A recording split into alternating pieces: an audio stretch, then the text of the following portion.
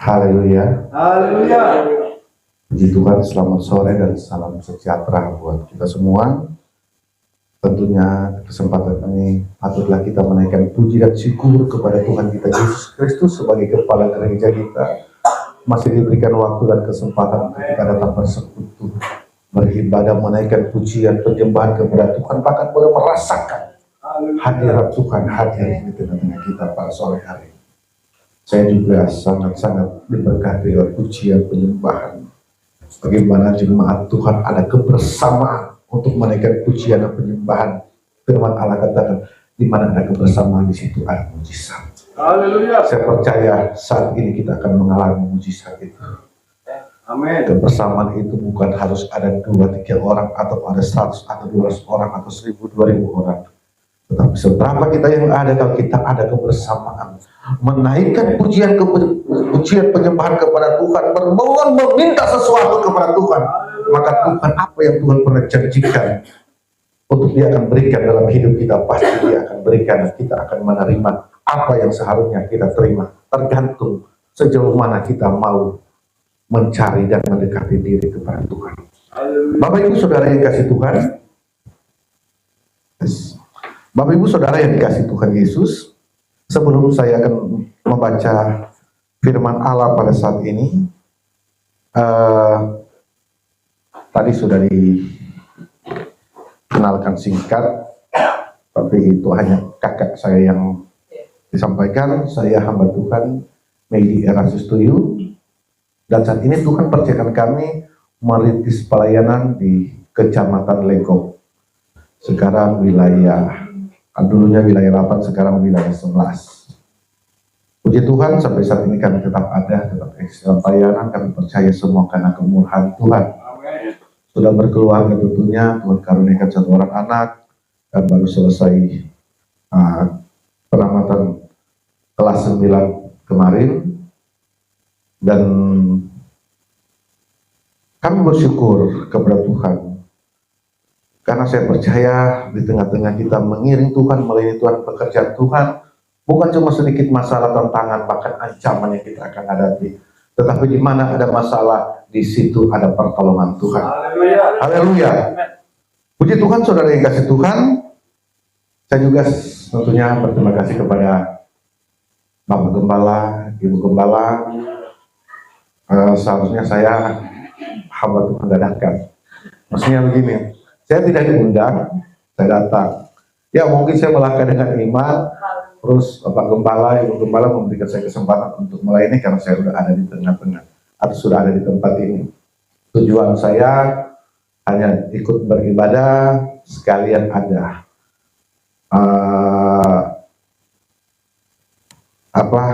urusan sedikit dengan gembala, atau ada yang kebutuhan yang harus kami sampaikan. Tetapi Bapak Ibu Gembala merespon kami lebih apa yang kami pikirkan, saudara yang kasih Tuhan. Saya percaya ini bukan kebetulan, tetapi ini bagian dari rencana Tuhan. Saudara yang kasih Tuhan, karena tadi dan ini suasana doa 10 malam, saya ingin membuka Alkitab kita. Kita akan lihat di dalam Injil Matius pasal yang ke-9.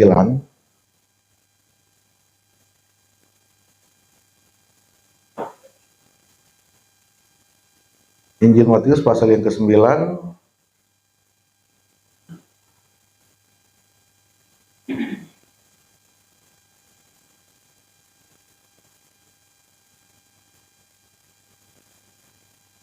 ayat yang ke-17. Saya akan baca buat kita semua. Injil Matius pasal yang ke-9 ayat yang ke-17, firman Tuhan berkata begini. Begitu pula anggur yang baru tidak diisikan ke dalam kantong kulit yang tua, karena jika demikian kantong itu akan koyak sehingga anggur itu terbuang dan kantong itu pun hancur. Tetapi anggur yang baru disimpan orang dalam kantong yang baru pula, dan dengan demikian terpeliharalah kedua-duanya. Saudara yang dikasih Tuhan, ini ada anggur yang baru, ada kantong yang tua. Anggur yang baru tidak bisa disimpan diisi di dalam kantong yang tua. Kantong itu akan hancur, anggur itu akan terbuang. Firman Allah katakan anggur yang baru harus disimpan di dalam kantong yang baru supaya terpeliharalah kedua-duanya. Sore hari ini saudara, firman Allah saya berikan tema perubahan hidup adalah satu keharusan. Ada satu keharusan untuk menerima anggur dan minyak yang baru. Perubahan hidup adalah satu keharusan untuk menerima anggur dan minyak yang baru. Kantong berbicara saya dan saudara. Anggur berbicara Roh Kudus. Saudara yang kasih Tuhan, kalau dalam 2 Korintus pasal yang kelima ayat 17 Rasul Paulus katakan begini, yang lama sudah berlalu, tetapi sesungguhnya yang baru sudah datang. Yang dimaksud Rasul Paulus bukan berarti dia menerima sesuatu yang baru, fasilitas yang baru, pasangan hidup yang baru dan lain-lain. Tetapi yang dimaksud Rasul Paulus, bagaimana dia bisa meninggalkan hidup yang lama, hidup yang tidak berkenan kepada Tuhan, dan dia menerima hidup yang baru, yaitu daripada Tuhan. Mungkin saudara yang kasih Tuhan, kalau kita melihat atau membaca tentang perjalanan Rasul Paulus, dia adalah seorang Saulus, dan dia dijaman Tuhan sehingga dia menjadi Rasul Paulus. Dan ketika dia menjadi Rasul Paulus, benar-benar dia menerima sesuatu yang baru. Dan Saulus itu sudah tidak ada, dan dia mengalami satu perubahan di mana dia menerima sesuatu yang baru, yaitu mengalami satu pertobatan. Di Galatia juga katakan bukan aku yang hidup, melainkan Kristus yang hidup di dalam aku. Jadi saudaraku yang dikasihi, yang diberkati Tuhan, perubahan hidup adalah satu keharusan dalam hidup kita untuk menerima sesuatu yang baru. Sesuatu yang baru bukan datang dalam hidup kita tanpa ada namanya perubahan. Kita tidak akan menerima sesuatu yang baru walaupun kita berdoa dan terus berdoa kalau tidak mengalami satu perubahan. Maka sesuatu yang baru itu yang Tuhan pernah janjikan untuk kita terima, untuk melengkapi kekristenan kita, kita tidak akan terus. Kenapa kita tidak mengalami satu perubahan? Saudara yang kasih Tuhan, saya mau berikan beberapa hal di dalam khotbah saya ini. Yang pertama,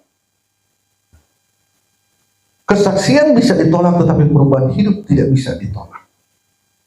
Kesaksian bisa ditolak tetapi perubahan hidup tidak bisa ditolak. Saudara yang kasih Tuhan, kami dalam pelayanan saudara seringkali mengalami namanya ancaman. Karena kami ada di satu perumahan kami itu di muka belakang itu kampung. Kampung itu namanya Kampung Rancago, Kecamatan Leko.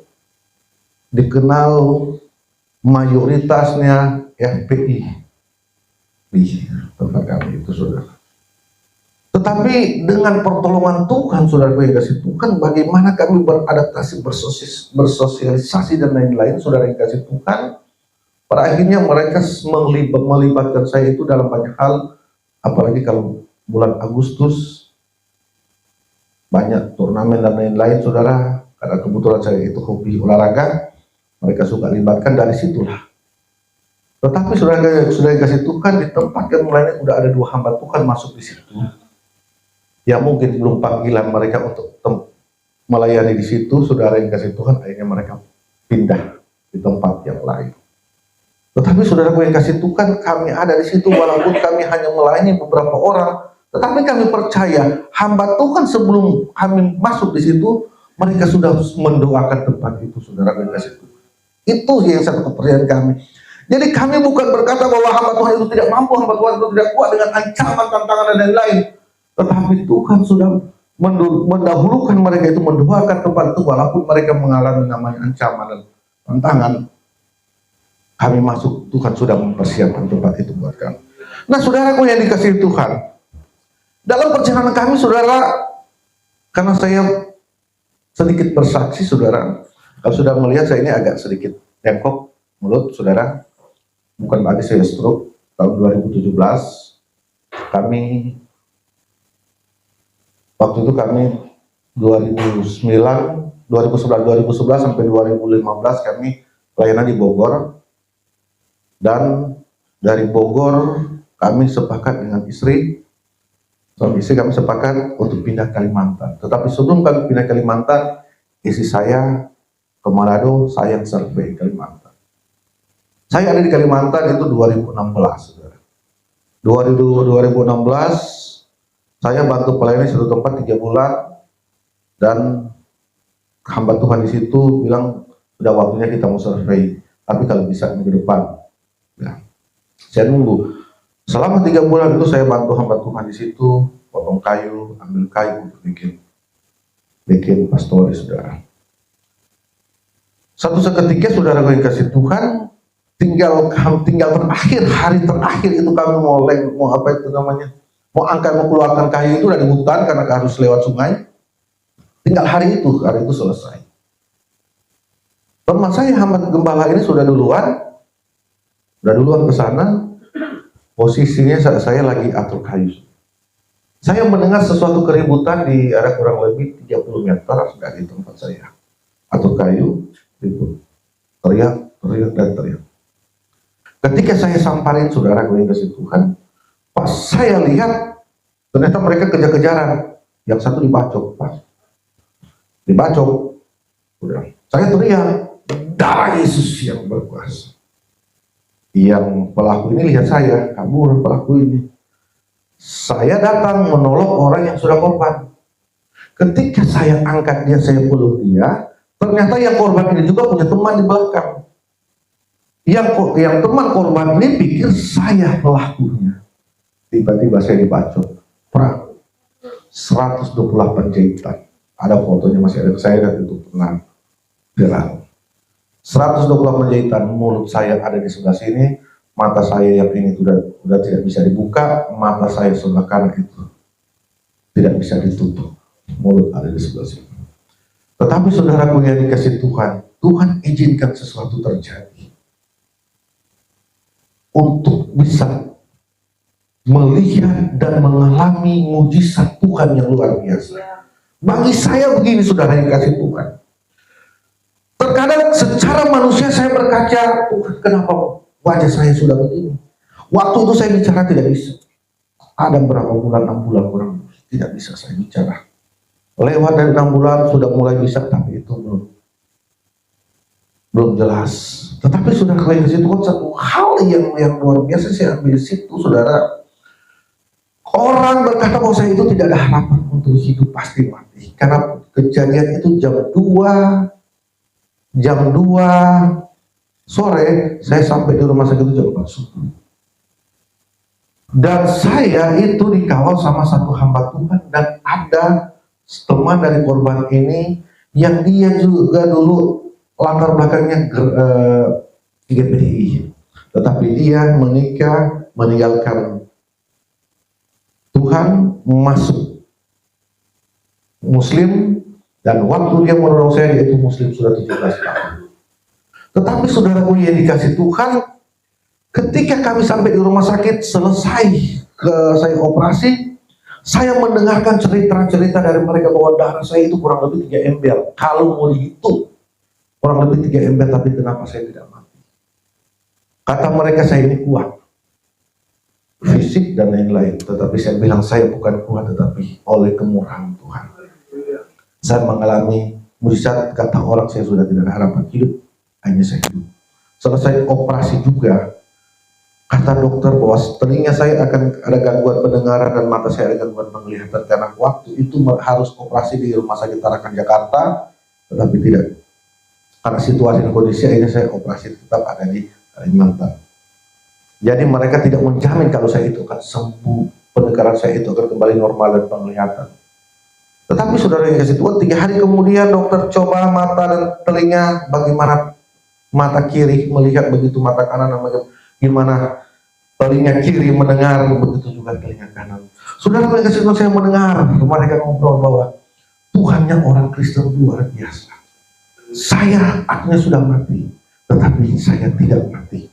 Orang yang salah satu antar saya itu yang sudah 17 tahun tinggalkan Tuhan, kembali terima Yesus sebagai Tuhan dan Juru Selamat.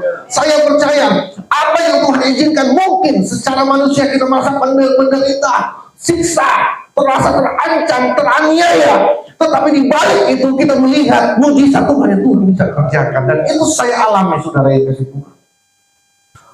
Mungkin orang ini tidak bisa kita tarik lagi lewat kesaksian, tidak bisa kita tarik lagi lewat khotbah, tidak bisa kita tarik lagi lewat doa, tetapi Tuhan izinkan mujizat itu terjadi di hadapan orang itu, dan orang itu melihat bahwa Tuhan, mujizat Tuhan itu tetap ada dulu, sekarang, bahkan sampai selama-lamanya. Saudaraku yang dikasih diberkati Tuhan, saya katakan poin yang pertama adalah kesaksian bisa ditolak, tetapi perubahan hidup tidak bisa ditolak oleh orang lain. Saudara, terkadang kesaksian bisa menjadi batu sandungan. Terkadang kesaksian itu membuat orang kecewa. Terkadang kesaksian itu bisa bikin orang sakit hati. Tetapi saya katakan pada pada sore hari ini bahwa kesaksian yang luar biasa ketika kita mengalami satu perubahan hidup dalam hidup kita. Kita bisa memenangkan jiwa, bisa membawa jiwa datang kepada Tuhan ketika kita mengalami satu perubahan hidup dalam hidup kita. Kita bisa menerima sesuatu daripada Tuhan ketika kita mengalami satu perubahan dalam hidup kita. Kita bisa melihat mujizat Tuhan yang Tuhan kerjakan dalam hidup kita ketika kita mengalami satu perubahan. Lukas pasal yang ke-19, saudara yang kasih Tuhan.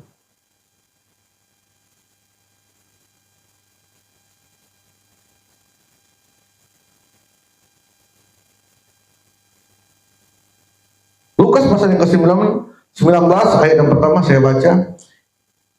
Yesus masuk ke kota Yeriko dan berjalan terus melintas kota itu. Di situ ada seorang bernama Sakeus, kepala pemungut cukai, dan ia seorang yang kaya. Ia berusaha untuk melihat orang apakah Yesus itu, tetapi dia tidak bisa karena orang banyak, sebab badannya pendek.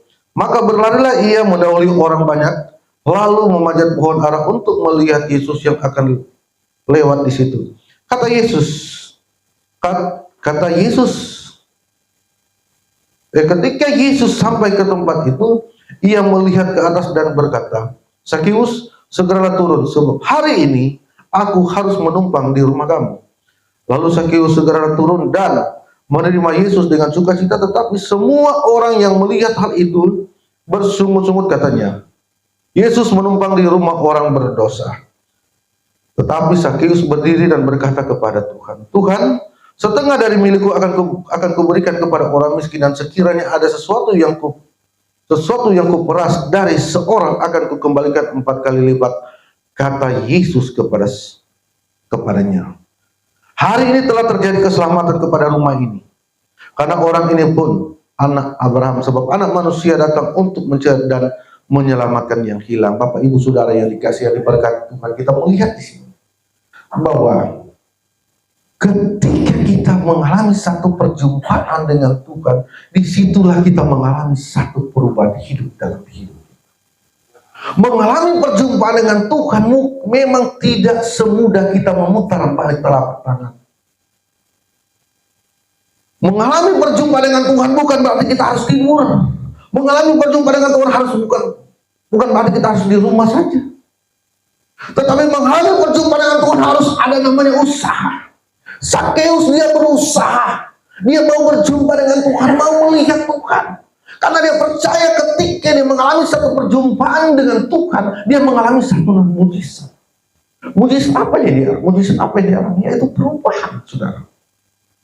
Ketika Yesus datang ke rumah Sakeus, saudara, apa kata Yesus kepada Sakeus? Yang pertama Sakeus katakan kepada Yesus, Tuhan, setengah dari milikku akan kukembalikan akan kuberikan kepada orang miskin, dan sekiranya ada sesuatu yang kuperas akan kukembalikan 4 kali lipat. Yesus berkata, hari ini terjadi keselamatan di rumah ini. Kenapa? Karena Sakeus mengalami satu perubahan, satu pertobatan. Firman Allah katakan, satu orang bertobat, seisi rumah diselamatkan. Saudaraku yang dikasihi diberkati Tuhan, kalau Sakeus bisa mengalami hal itu, saudaraku yang kasih Tuhan, saya percaya setiap kita akan mengalami hal yang sama. Tetapi tergantung dari kita, saudara, sejauh mana kita bisa mengambil sikap untuk kita mau mencari Tuhan. Terkadang kita diperhadapkan dengan situasi yang semuanya bisa untuk kita melangkah, tetapi situasi itu menjadikan satu alasan untuk kita tidak datang beribadah kepada Tuhan. Terkadang cuaca, terkadang ada masalah yang tidak layak menjadi satu alasan untuk kita bikin alasan. Kita jadikan itu sebagai alasan supaya kita tidak bisa hadir dalam satu persekutuan ibadah. Waktunya kita berdoa, saudara yang kasih Tuhan, karena ada orang, ada tamu, itu menjadikan satu alasan supaya kita tidak berdoa. Untuk mengalami perjumpaan dengan Tuhan, memang kita harus punya tindakan, punya perjuangan, saudara yang kasih Tuhan. Sakeus, saudara yang kasih Tuhan, dia percaya, dia ketika dia mengalami perjumpaan dengan Tuhan, ada sesuatu hal yang terjadi. Dia tidak bisa melihat Yesus karena orang begitu banyak. Tetapi dia tidak putus asa, saudara yang kasih Tuhan. Tetap dia berusaha, tetap dia berjuang. Bagaimana caranya? Seperti perempuan yang 12 tahun pendarahan. Bagaimana caranya? Dia katakan, asal saja ucapan jubahnya, aku pasti sembuh. Butuh namanya perjuangan, saudara yang kasih Tuhan. Yang kedua, saudara yang kasih Tuhan, kesaksian. Yang kedua, berubah hidup. Menuntut tekad yang bulat untuk meninggalkan kebiasaan lama. Jangan melihat ke belakang. Saudara yang kasih Tuhan, untuk menerima sesuatu yang baru, kita harus ada namanya perubahan hidup dalam hidup kita. Perubahan hidup menuntut tekad yang bulat untuk meninggalkan kebiasaan kehidupan yang tidak berkenan. Yang lama kita sudah buat. Kita sudah hidup berkenan kepada Tuhan. Kita meninggalkan hidup yang lama. Kita lepas, kita buang jubah yang lama. Kita memakai jubah daripada Tuhan. Mungkin pikiran kita terkadang ketika kita melihat seorang, pikiran kita selalu cerai. Mungkin karakter dia atau wajah dia. Saya Bapak Gembala, terkadang karena dengan situasi ini, saya kadang-kadang pengen berusaha senyum, tapi memang kadang-kadang nggak bisa senyum karena agak sedikit bengkok. Tetapi saya bilang, ya memang keadaan saya udah jadi begini, tetapi hati saya selalu tersenyum. Hati saya selalu tersenyum. Saya selalu berdoa, apalagi sebagai hamba Tuhan, kita saling mendukung, saling berdoa, mau supaya sama-sama kita dipakai Tuhan, sama-sama kita dijamah Tuhan, sama-sama kita dilengkapi. Tujuan apa? Untuk kita memenangkan jiwa, untuk kita benar-benar ada di dalam pelayanan melayani Tuhan dan pekerjaan Tuhan. Saudara, saya sangat bersyukur dan terus bersyukur kepada Tuhan. Terkadang kalau kita berdoa, istri saya tanya, kok kamu tiap berdoa banyak nangis? Saya bilang, merenungkan masa lalu, hidup yang tidak layak, hidup yang tidak berarti, hidup yang benar-benar hancur, terlibat, terikat dengan dunia. Tetapi Tuhan bisa menerima saya untuk menjadi seorang hamba. 13 kali masuk penjara, saudara. Ada kakak saya yang tahu. Banyak hamba Tuhan di Banten yang tahu. 13 kali masuk penjara, 3 kali masuk lembaga. Terlibat dengan kasus yang tidak bisa saya sebut satu persatu. Tetapi tidak pernah namanya perampokan atau perkosa atau narkoba. Tidak pernah. Badan saya ini ada kurang lebih 17 tusukan. Tetapi saya katakan, Tuhan, saya ini hidup yang terikat dengan dunia, terikat dengan gelap. Saudara yang kasih Tuhan, 2005 itu sudah jadi surat edaran atau TO. Saya itu lari Surabaya datang ke Banten. Saya itu mengalami perubahan ketika saya ikut dengan kakak saya, ikut doa semalaman. Doa kita di Kosambi, doa di Cengkareng, doa di Poris, ikut-ikut. Satu minggu ada kadang-kadang 4 kali, saudara. Ikut doa semalaman dari jam 10 malam sampai pagi. Ikut. Disitulah awalnya saya jenuh. Kebanyakan saya tidur. Satu sesi tidur. Sesi kedua sesi pertama ikut, sesi kedua tidur. Karena belum terbiasa. Tetapi kelamaan. Mulailah saya terbiasa. Sudah dikasih Tuhan. Disitulah keterbiasaan saya katakan, saya mau baptis. Setelah saya dibaptis, saudara, saya masih tetap ikut. Kegiatan doa. Dan akhirnya saya bilang, saya mau ke Palembang. Ngapain? Sekolah Alkitab. Saudara, gue yang kasih Tuhan, saya di sekolah Alkitab sudah 7 bulan, karena kami itu 9 bulan baru bisa tamat. Udah 7 bulan, tinggal 2 bulan itu penamatan. Baru orang tua saya tahu saya itu ada di sekolah Alkitab. Baru teman-teman, saudara-saudara saya tahu saya di sekolah Alkitab. Begitu kagetnya mereka, saudara gue kasih Tuhan. Mereka sangat tidak percaya. Kata mereka, kami tidak percaya kalau kamu itu ada di sekolah Alkitab. Saya bilang, jangankan kalian. Saya juga belum percaya apakah saya ini ada di tempat ini. Benar, jujur saudara. Saya juga merasa, Tuhan, apa benar saya ini ada di tempat ini? Saya bilang, jangankan kalian. Saya juga belum percaya saya ada di tempat ini. Cuma dengan berjalan waktu. Saya mendengar kesaksian, membaca firman bahwa latar belakang itu tidak membatasi untuk kita melayani Tuhan, pekerjaan Tuhan. Apapun bentuk kita terikat dengan apapun. Kalau kita mau menyerahkan diri kepada Tuhan, kalau kita benar-benar mau mengalami satu perubahan, maka Tuhan akan ubah kita. Yang tidak bisa, yang tidak bisa pasti akan bisa. Saya latar belakangnya kurang banyak. Tetapi saya hanya berdoa kepada Tuhan. Tuhan, kalau orang lain Tuhan tolong, orang lain bisa, saya percaya saya pasti bisa. Dalam pelayanan kami, saudara, begitu banyak pergumulan, saudara. Di hari ini saudara yang kasih Tuhan, kami sangat membutuhkan uang 11 juta. Cuma saya percaya, kami sudah sekian tahun ada di tempat itu. Saya percaya kalau tahu kemarin Tuhan tolong, saya percaya tahun ini juga pasti Tuhan tolong.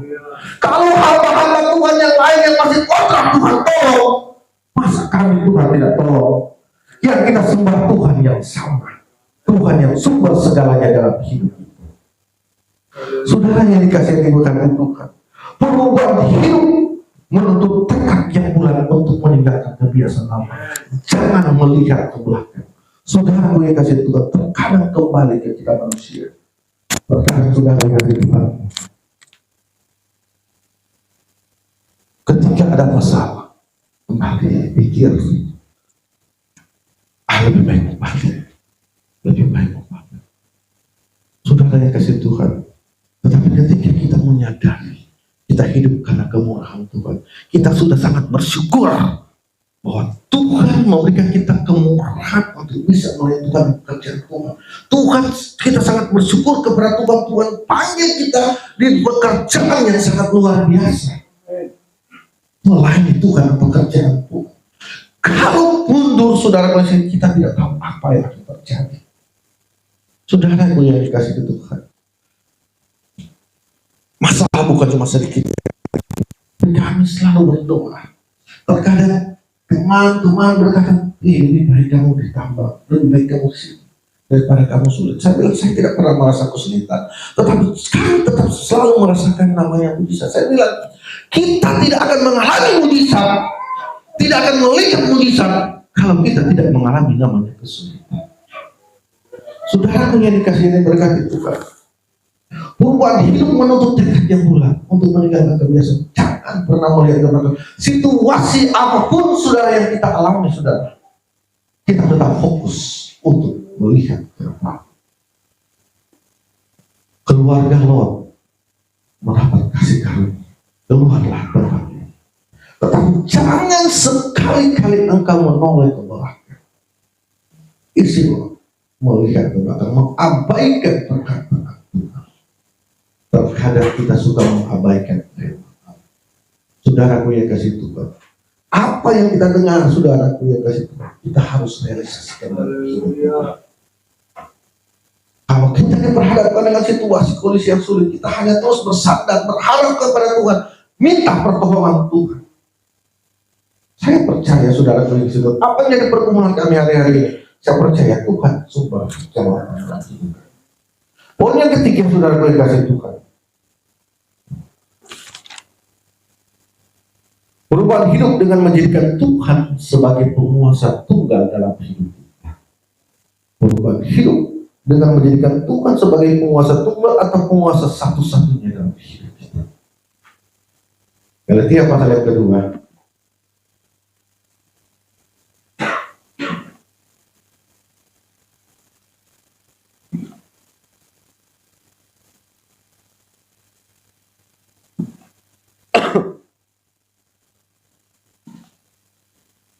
Galatia pasal kedua ayat yang ke-19.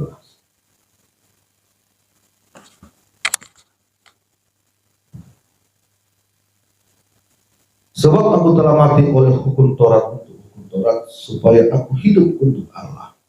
Aku telah disalibkan dengan Kristus, namun aku hidup tetapi bukan lagi aku sendiri yang hidup, melainkan Kristus yang hidup di dalam aku.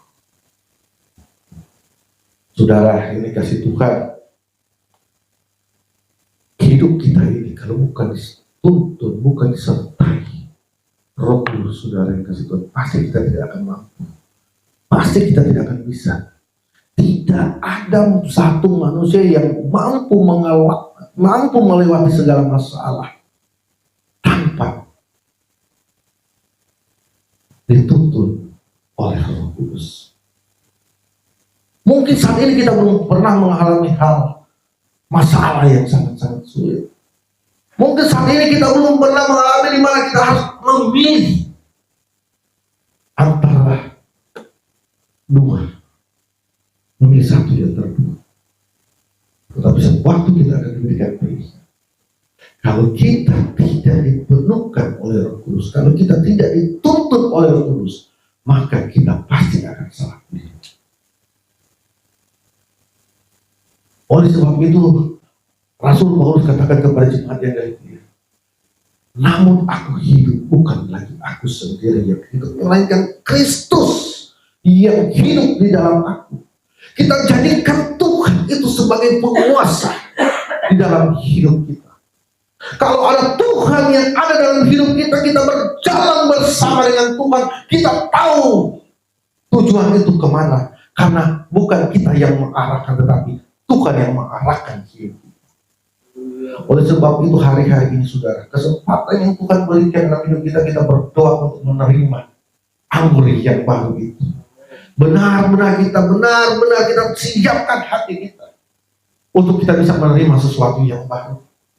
Kita siapkan hidup kita, benar-benar kita sudah mengalami satu perubahan hidup dalam hidup kita, supaya benar-benar sesuatu yang baru itu tetap tinggal di dalam hidup kita.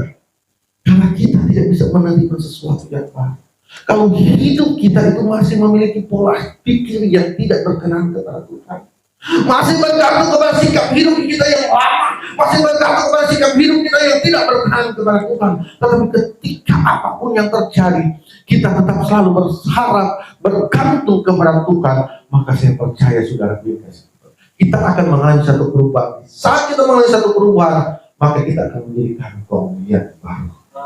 Kantong yang baru yang siap diisi oleh anggur yang baru. Kisah Rasul pasal 1 ayat 8, saudara yang kasih Tuhan, kita akan menerima kuasa apabila Roh turun ke atas kita. Ketika kita kuasa itu ada dalam hidup kita, kita akan berani untuk melakukan firman Allah. Kita akan berani untuk menyampaikan firman Allah. Kita akan berani untuk bersaksi tentang Tuhan. Kenapa? Ada sesuatu yang baru yang Tuhan sudah berikan dalam hidup kita. Karena sudah ada Roh yang sudah tinggal dalam hidup kita. Jadi saudaraku yang dikasih, yang diberkati Tuhan, 3 hal ini. Yang pertama, saudara yang dikasih Tuhan, kesaksian bisa ditolak, tetapi perubahan hidup tidak bisa ditolak oleh orang lain. Yang kedua, perubahan hidup menuntut tekad yang bulat untuk meninggalkan kebiasaan lama. dan jangan melihat ke belakang. Dan yang ketiga, saudara yang kasih Tuhan, berbuat hidup dengan menjadikan Tuhan sebagai penguasa tunggal dalam hidup kita. Saudara yang dikasih Tuhan, saya akan akhiri khotbah saya sore hari ini dengan ilustrasi. Saudara yang kasih Tuhan, ada satu orang anak. Satu orang anak yang setiap hari kerjanya hanya mencari barang rongsokan. Setiap hari dia mutar cari barang rongsokan, barang bekas, barang yang tidak berharga, barang yang tidak bernilai. Satu waktu saudara dikasih Tuhan, dia mendapat barang-barang rongsokan itu. Dan akhirnya barang rongsokan itu dia bawa ke satu pabrik. Dan dia dijemput oleh satu karyawan pabrik. Nah, pada akhirnya barang itu diambil oleh karyawan pabrik, masukkan ke dalam, dan anak ini diberikan uang 10.000. Anak ini berpikir dengan uang 10.000 itu dia udah bisa diakui. Belum. Tetapi sudah kasih Tuhan, kita tidak berbicara tentang anak ini, kita berbicara tentang barang. Barang ini barang rongsokan, barang tidak ada harga dan tidak ada nilai sama sekali. Dan akhirnya barang ini dimasukkan di pabrik, saudara. Ketika dimasukkan di pabrik, saudara kasih Tuhan, berapa saat kemudian barang ini keluar menjadi barang. Cuma dengan harga 10.000, barang ini yang tidak ada nilai, tidak ada arti, menjadi bernilai dan berarti, saudara. Hidup saya dan saudara ibarat barang rongsokan. Kita ini orang-orang yang tidak berarti, tidak ada nilai sama sekali. Tetapi kenapa kita bisa berarti dan bisa bernilai? Kita dibayar, dibeli bukan uang 10.000, tetapi kita dibeli.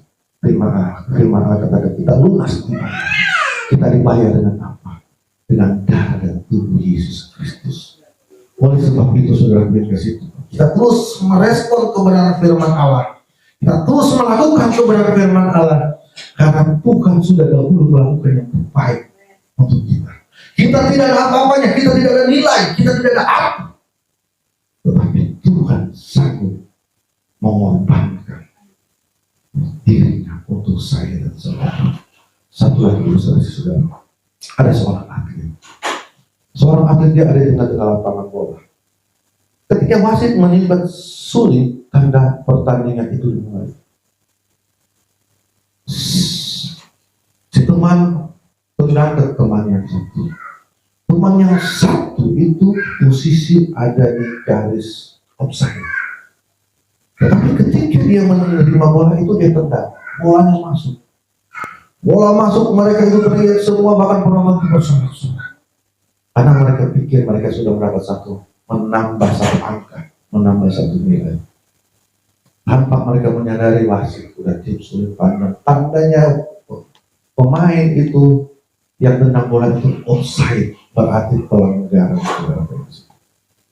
Melakukan satu pelanggaran. Saudara yang kasih Tuhan, tanpa kita menyadari hidup kita, tanpa kita menyadari kita melakukan pelanggaran. Saya katakan kepada jemaat yang kami layani, kalian bikin pelanggaran, mungkin kami sebagai hamba Tuhan tidak tahu, tidak bisa melihat. Tetapi ada Tuhan yang selalu mengontrol, melihat kalian, apa yang kalian lakukan. Jangan sampai Tuhan tiup sulit karena kamu sudah offside. Jadi sebelum Tuhan tiup sulit pada, jangan lakukanlah pelanggaran-pelanggaran itu, supaya kamu tetap bernilai, berharga di mata Tuhan. Mungkin hanya ini kesaksiannya, khotbah dan kesaksian yang saya bisa sampaikan pada sore hari ini. Tuhan Yesus memberkati kita semua, dan selanjutnya saya serahkan kepada Bapak Tuhan.